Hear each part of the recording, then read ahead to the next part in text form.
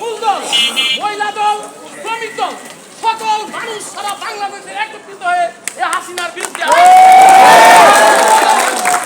জনতা থেকে সকল মানুষ এই আন্দোলনের মাধ্যমে এই সহিংসার শাসক হাসিনা এই দেশ থেকে পালিয়ে যেতে বাধ্য হয়েছে।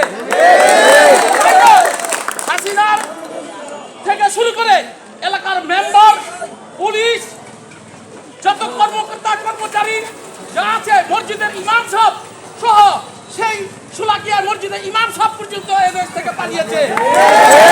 আপনারা দেখেন তারা কত অত্যাচার, কত নির্যাতন করেছিল। কি ভাই নির্যাতন করেছিল না? আমরা বলতে চাই ওদের মতো কুত্তা আমরা না। আমি বলতে চাই আপনারা এই দেশে যদি থাকতে চান, সুন্দরভাবে থাকবেন, আমরা আপনাদেরকে দেখে রাখবো, কিন্তু আর নির্যাতন করতে দেওয়া হবে না। যদি নির্যাতন করেন তাহলে আমরা আপনাদেরকে ছাড় দিব না। সংগ্রামী ভাইরা, আমি বলতে চাই এদেশে আপনারা জানেন এই 17 বছর এই দেশে ওয়ার